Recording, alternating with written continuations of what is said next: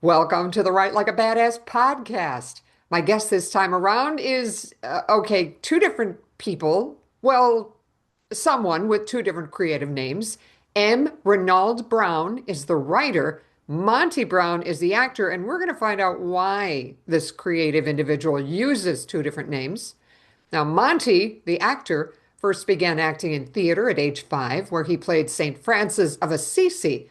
And after hearing his first audience applause, he was hooked. For years, and this is so interesting to me, for years, Monty worked in the deaf community and he speaks sign language.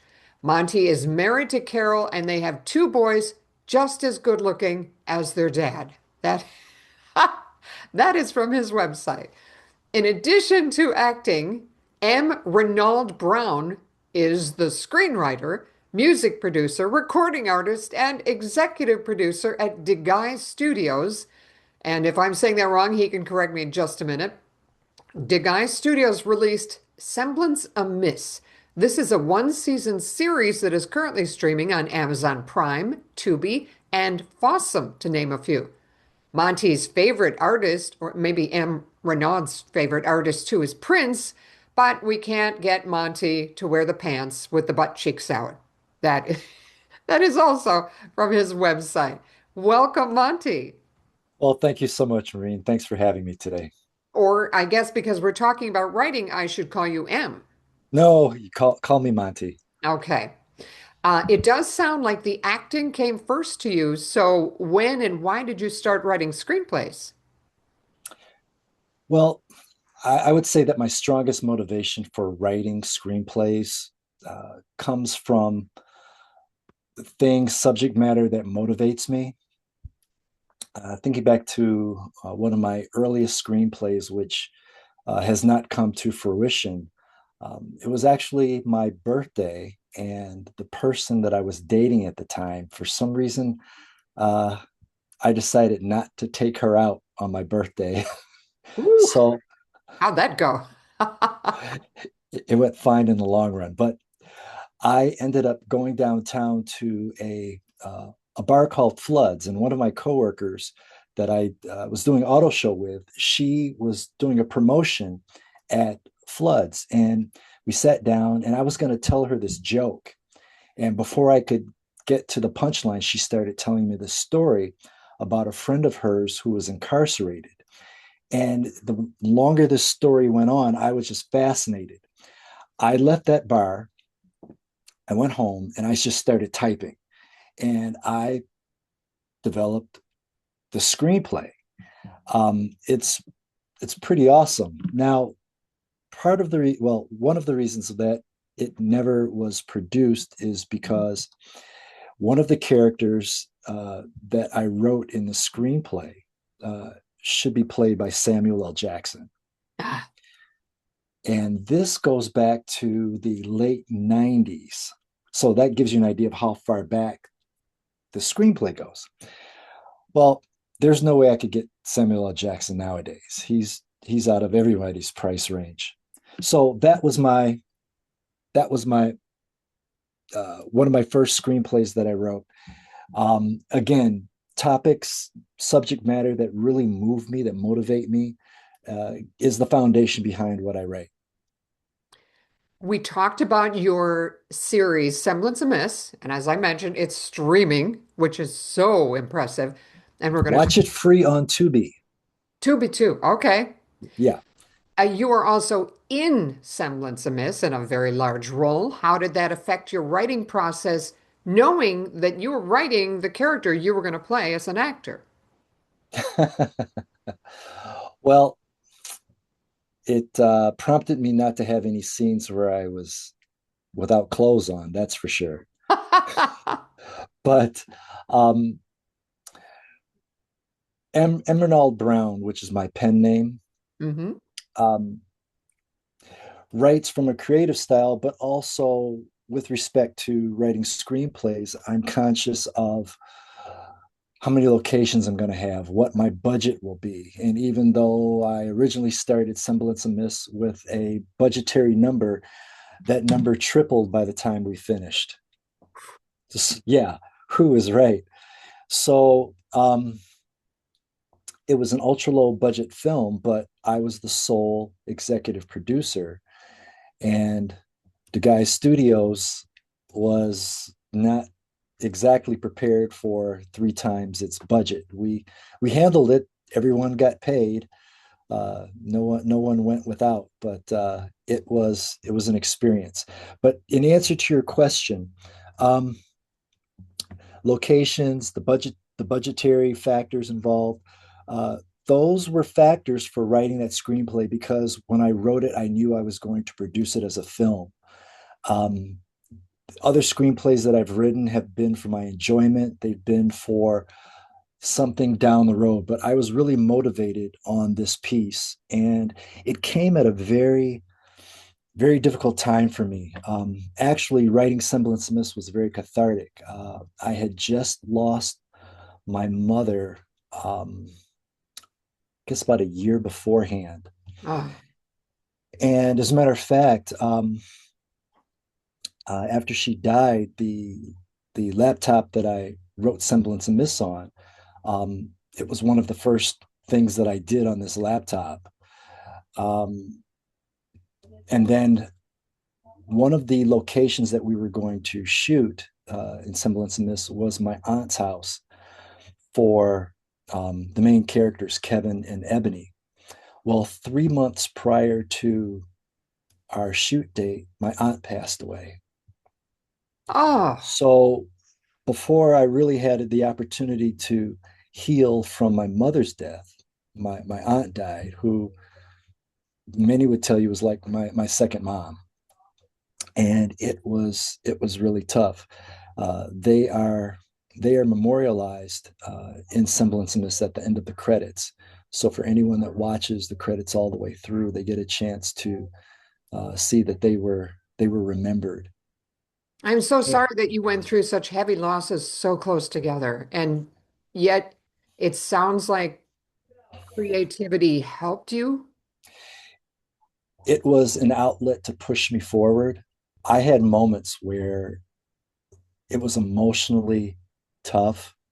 I had my private moments where I cried during writing, but it was a healing process in the long run. There was so much that occurred during that time. The formation, even though the guys has been around for well since I was 18 years old, the actual official forming of the studio, hiring my crew. I mean, the entire business side of everything. Working with two payroll companies, one in California, one here in Michigan. An experience. All of that was done within a 3 4 month period of time. They say that you've heard of the 80-20 rule. Eighty No. percent of well, the 20 80-20 rule is 80% of the work gets done in the last 20% of the project's timeline. Hmm. And some people may believe that, some don't. And no matter how organized you are, that last that last stretch, that last leg of the run is usually the most intense. And that's what happened here. I was able to flex my creative time with my writing and just kind of take my pace. But once I made that commitment that it was going to be shot, and coincidentally, I don't know if you know this, but aside from my wife Carol, no one knew about this screenplay other than Carol, except for you. Really? Why? How is that? After a show that I think you and Carol were in, Hmm. the cast and crew, they went to this restaurant. We sat down, and I was about three or four sheets to the wind. I remember that night. That was a great conversation. I don't remember that night, and it was a great conversation. But I just remember rattling off Semblance of Miss, and at some point I realized, you know what? I'm doing so much talking because you had this deer in the headlights look at me. No. you, Oh, it was a great conversation. I was fascinated with hearing about it, but I yeah, didn't cool. realize that it was such a big secret. Yeah, I hadn't discussed it with anyone. And you happen to be like the only other person other than Carol that knew about it. And then it became a reality. Uh, Coincidentally, the tagline for the guy's studios is "Once upon a time, it was only a dream." Ah, Then the dream became a reality. And my creative side has lived by that since I was 18 years old. So I have projects that haven't come to their reality, but it's a matter of time. you did almost everything on Semblance of Miss, but you didn't direct it. Are you happy with the way your screenplay was translated to the screen? So that's a very interesting question. I realized early on that for what little I knew and for what little I had learned, I knew enough not to direct myself and others during this project because it was the first time out the gate for a film for the guy's studios. And again, as you mentioned, in addition to writing it, um, creating some of the original music in the film, casting, I was in all but I think one scene in the film. So there was a lot on my plate, and I knew I did not want to take that on. And hindsight, after my aunt passed away, we were on our way into production and I became unemployed. Ah, So this budget tripled and I had all this money going out and no money coming in. Um, my director that I hired, Ken Alter, he and I will probably never speak again in life. oh, wow. Why? Tell us about that Because dish the dirt. well, I put him through hell. Um, uh, and part of that is he and I are so very much alike in ways that neither one of us will admit to. I suppose if you ever talk to him, he'd say, "Nah, we're nothing alike." But the problem is, there's a lot that we are very much alike, and as a result, um, I can see his bullshit coming. He can see my bullshit coming, and neither one of us can stand for each other's bullshit. Mm. But that being said, he has a fantastic work discipline. What he did with the actors pre-production, prior to the cameras rolling, um, was stellar, and I enjoyed watching him work. In addition to that, um, he he also has production credit on the film, and the reason for that is prior to filming, there was a lot that he contributed to and was a good sounding board for production. And that cannot go without being said. People will look at credit and they'll see his name under production, but it goes beyond that. And so, Ken, if you ever hear this, you hate my guts, I hate your guts. No, we don't hate each other's guts. But no, but I love you and I appreciate you for everything that you did on that film, Ken. So just know that. All right. I hope someday you actually do speak again, but boy, No, no, no, no, no. I'm just joking. Let me clear the air. We do speak, but I remember right before we um shot one of the scenes at Prime 29 restaurant. We were sitting in his car and I was talking about my vision, and I said, here's what I'm looking for us to do. And I said, just imagine what we could accomplish if we liked each other. And he said, ha. And I ah, think we both realized that we respect one another, but it's easy for us to bump heads because in so many ways he and I are very much alike. I'm not going to go into detail as to why, but it's true. okay. Collaboration is hard. Creative collaboration is very hard. But let's talk about you. You've said you've written other screenplays. Would you like Hollywood to produce them, or do you prefer to retain creative control, even though, as you point out, sometimes the costs can triple and things can be difficult? So I am ignorant to a great many things, and I am ignorant to the entire scope of how that would work if I partnered with another studio, with a major studio. How that works, I don't know. And I I would have a challenge with creative control. I'm a spoiled son of a bitch.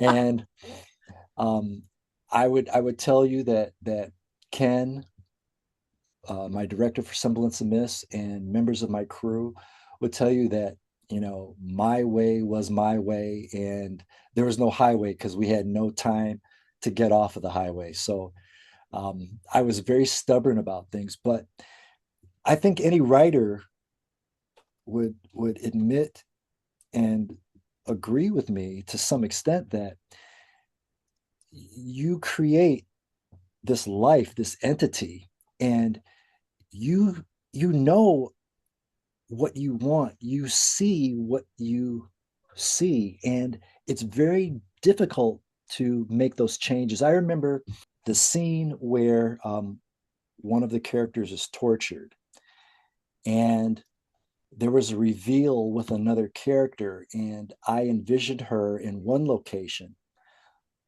Ken wanted to shoot in another, and I couldn't see it. And he had not conveyed to me strongly enough using the other location. And we just butted heads.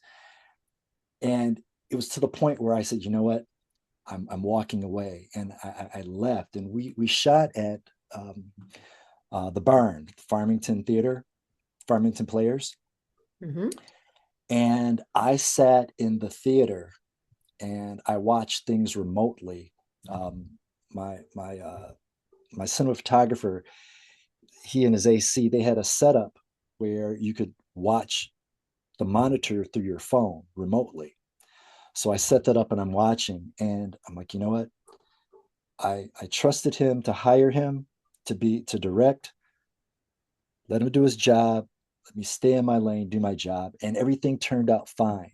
But it was one of those things where I had to not be the big baby, and I had to trust what I trusted starting out, and everything was fine. And my what I visioned was there. It was just in a different location, but the end result was still the end result. So there were some hard lessons learned through that process. So I guess in answer to your question, would I entertain Hollywood? I'm open to doing something like that, but nowadays technology, we've got some fantastic production studios here locally in Michigan, and they're they're creating some great stuff, and you would not know that you were not in a studio. Uh, One particular place, they have an airplane um, in their studio. So Whoa. there's, well, not a full size airplane, but there's about 5 or 6 seats, Uh-huh. double row seats. There's So like you five could or shoot six. an airplane scene there, Yeah, an interior. absolutely. Yeah. And Wow. you would not know that someone was not in an airplane. Have you written, Monty, things other than screenplays? I've written music. I've written poetry. Um, as a matter of fact, in Semblance of Mist, there's a scene where Kevin's wife Ebony is she goes out on the deck, and then she sits by the pool and she's reading a poem that Kevin wrote. Coincidentally, that poem is the song that's playing during this transition. It's a montage, if you will. And the interesting thing about that piece, and again, you asked me about Emerald Brown versus Monty Brown versus Monty B. Monty B is the singer slash rapper slash music producer. But going back to that piece, um, Monty B wrote a love song based on a poem that Monty Brown wrote. Wow. And But this is Love Letters, the song. the song is called Love Letters, yes. Okay. But M. Renauld Brown flipped the whole thing on its head, meaning that the song talks about love and the connection between these two people, yet the visuals in the film is the polar opposite. This couple is going through many different challenges and turmoils, much of which is not their fault. They become victims of corporate greed. Sadly, Ebony learns that she can no longer have children as a result of a tragic event that happened to her. She was brutally raped and beaten, and it was a result of corporate greed that it happened. She and Kevin can do nothing about it, and she's reminiscing on this letter of all the things that he said, of how he felt, yet that's completely the opposite of what's going on. He's wrapped up in his world. She's trying to find the love that he said he had for her in her world, and the two don't meet. The storyline is intense and semblance a mess. Uh, I do have a question for you, because this always interests me. People have such varied schedules, and I know you're very busy. When do you write? Are you a writing in big chunks of time kind of guy, or do you squeeze in writing whenever you can? So, so the upside, um, when I lost my mom and then later lost my aunt, was I I was sinking myself into my own world, and so that's where my creative time went. But in general, when I write, other things go on the back burner. So I'm writing in chunks. I'll write in chunks of time. Like, for example, right now, you and I are on this podcast. If there was a new storyline or something new that I was writing, that's what I'd be doing. And one of the challenges when you're doing things like that, I think any writer can answer to this. We lose track of time, and I'll start when before the sun comes up, and when I realize that I can't do any more, the sun is set again, and I didn't realize how much time has passed. I have some health issues as a result of working and sitting around the clock uh, years back with music production, and I'm dealing with um, that medical complication to this day, and that was over 20 years ago. Oh boy. My next question was going to be, what have you learned about writing that you can share with other writers? But that sounds like something to share with other writers is take care of your physical health while And you're yeah, engaging in your creativity. yes, and pace yourself. I think one of the other things that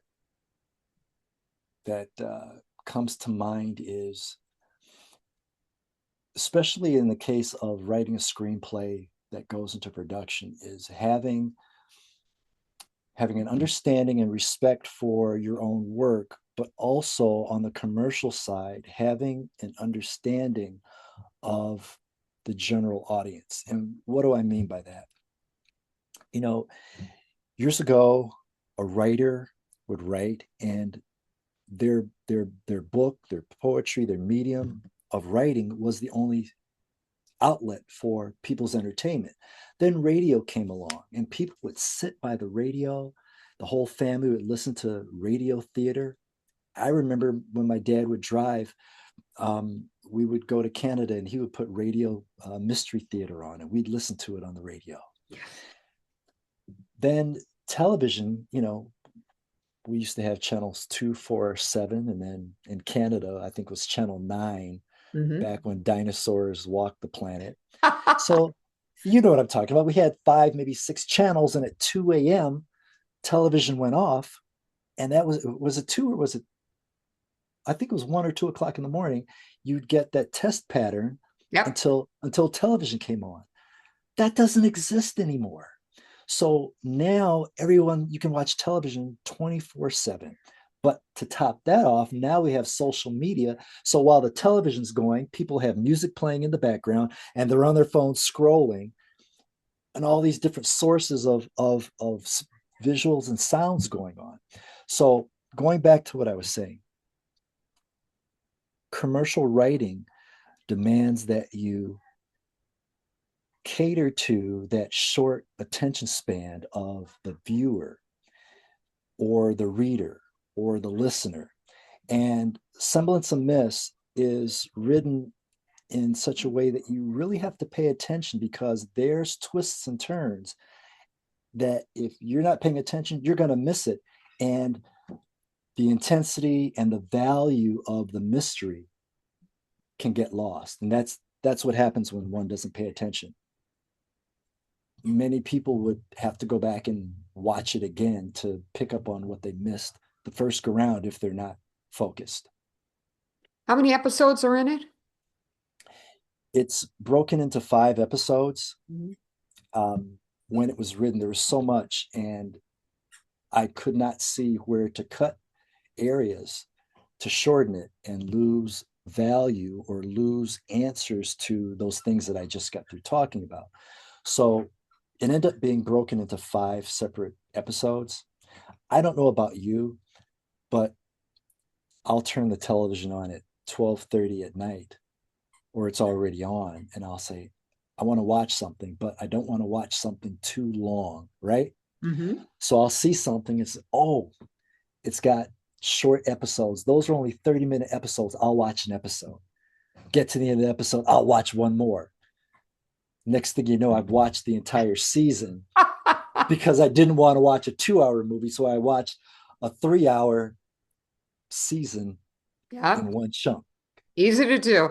Before we run out of time, is there anything that you would like to promote? I'm going to put your website in the show notes. Is there anything else you've got going on or coming up that you want people to know about? And do you want your socials in the show notes too? Eh, I would just ask folks, hey, listen, check out Semblance of This. You can own it on Prime, watch it free on Tubi. And when you're going out, here's a little secret. When you're going out someplace, some people leave the television on, put on Semblance of This and let it play on Tubi. Oh, that's a good idea. That'll give you more views. Also, Yeah, on Amazon Prime, rate and review, right? sure. Click that like. Are there any writing projects for you up ahead?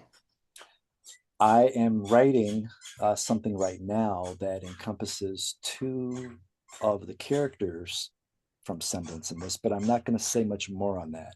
Okay. Uh, let's have it come to fruition and then we'll come back and talk because it goes into other avenues that is not widely being explored right now. I would love to have you on again. This has been a great conversation. I've written a few screenplays. They've gone nowhere. I've sent them off to Hollywood and been met by a big fat non-response, which I guess is quite common. But yeah, I would like You to hear more, and we need to explore your other creative projects, more on your poetry, more on your songs. So we'll have a lot to talk about. sounds like a plan. All right. Thanks so much, Monty. I appreciate you. Take care, everyone.